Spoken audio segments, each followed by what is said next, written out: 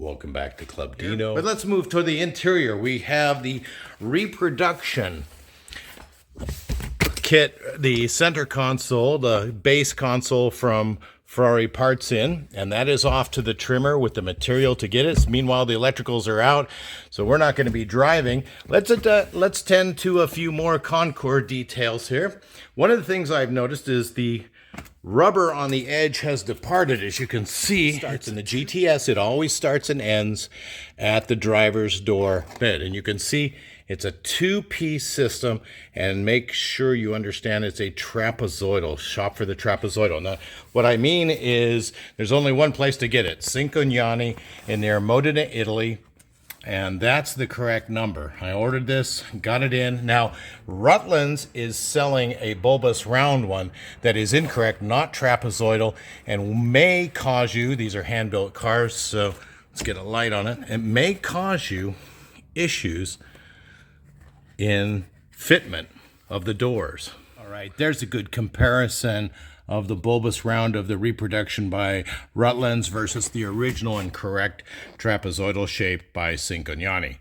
Now that we have it, ordered it from Italy, and no matter where you get it, it's going to be produced in Italy by Cincognani. So I like to buy directly from them, save up, get a bunch of rubber parts at once. Right. I have unraveled the rubber from Cincognani and set it outside. One of the aspects of coiling, which is the way they ship it, is that you impart a twist into it.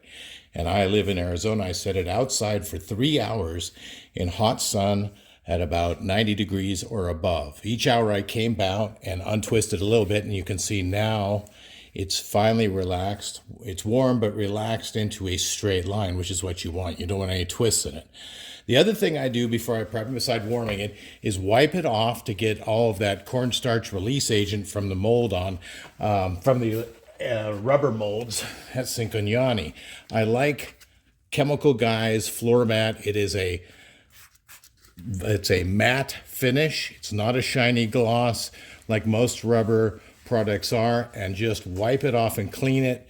Then again, some people will say, well, if you look at the whole thing, the whole roll is 25 feet and you're bound to get some dirt on it. And that's true too. But right now we just want to get it clean for the start and avoid having to come back and use a lot of overspray and the other materials, both the chrome here as well as the vinyl. So I proceed to start at the beginning and end, which is always for the GTS. And what I want to do is lift this up and then replace it with the new one and chase it down to preserve some of these spacings here that are difficult. I've also had to step cut this ahead of time off camera to make sure that it gets in the final edge. Do you see how that light's not really on it, is it? Let's see if we can get a little better light on that corner. Black against black is tough.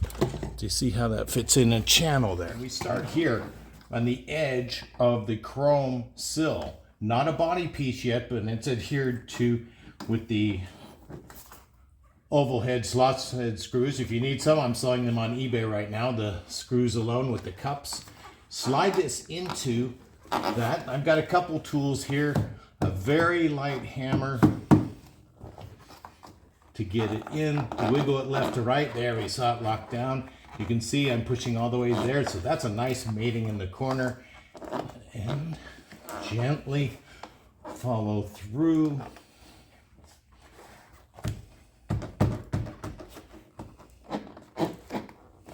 Remembering that there are, on the inside of this, there are actually a metal portion. You don't ever want to heat with water. Those will cause these to rust, but also there's teeth, a kind of a teeth. So as you push this in, sometimes it might be just a little bit off. Well, wiggle it side to side. Make sure you get it in, tap it, and make sure everything goes down to the same level. You want to look for those disturbances. Chase with a very light mallet hammer just to get it straight. Wiggle it to side to get the teeth biting. Are we in there? Continue chasing, following the rim of the sill, the door sill. Lightly tapping it, trying to catch that edge there. Ooh, it's a little difficult. Let's back up.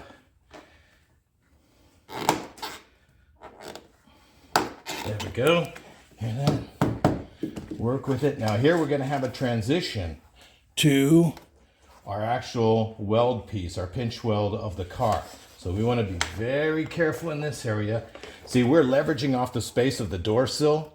That's one reason why we're working it in and keeping the old one nearby too, so it's allowing that space. Should we need a little bit of extra, so some plastic body tools here, ready to go. Right, as we approach the transition, you want to make sure the rubber is flexible, picking up both sections. At this time, you want to go in and see the clipping portion and spread that. Get you up here. All right, we've had to come back and actually open this whole section up of the transition because of the depth change here of the metal. So let's see if we can get, there we go. Nice fitting over it, working back, pull the old one out. As this trim finishes over the chrome sill, we now have a body piece that we need. But we're having to chase quite a bit of the channels here to get it in. We're over the critical curve here to get our space. Remember, if once this is set, we're not going to get any more slack later on should we decide this is too tight. And there we go. Be very careful of the locking mechanism there. Light tap, pull the old off, and continue the chase. Here's a especially critical place also. Do you see how the curve comes up? You need to have this. To pay attention to the out curves here, inward here, and now we're approaching another one. We'll work this, get it very flat along here, and make sure there's enough material to bend this curve and onto the straight. Very few straight lines. All right, we're chasing it in and make sure the trapezoidal face is going to fit the shutting surface. Starting to take on the straightaway now. We're using the old trick of removing the old just before the new.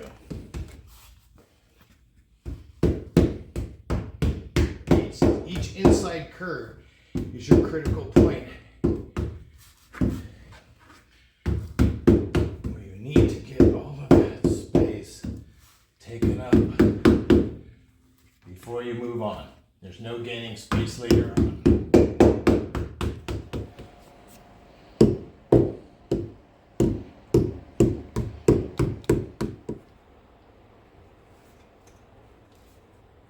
And that will get us back.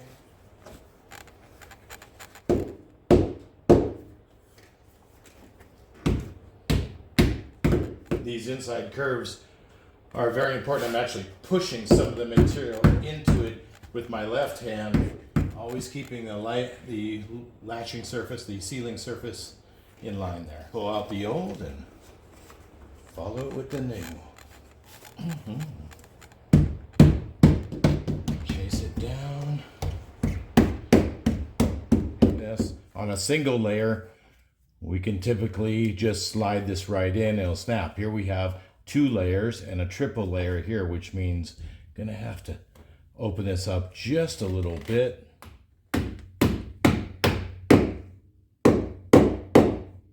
There, nice solid.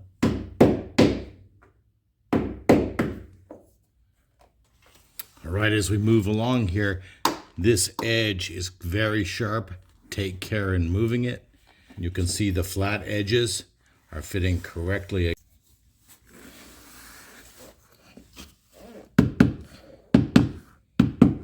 All right, we're finishing up and we are at that transition point. I've had to remove the 2 screws off of the door jamb panel because we can see there are holes that are used to secure it. So that tells us the molding goes in first and the trim panel goes in after that with the screws through it. Let's proceed on. Follow it. And here's the ticket. As you pull the old one out, you let the new one chase it right behind. Right as we work our way across, I did have to remove the 2 slot screws under here, holding that, as well as loosen up the mount for the rearview mirror. The rearview mirror pulls off. And now we're continuing across. All right, as we pull the old off, we chase the new one in. Look at how old and compressed that is and dried. 49. This is a very tight transition. You'll want to open up it on the back side here and fit it along the edge. Just light taps. You don't want... Okay, and now pre-fit and then follow it with the block. All right, fit it snug.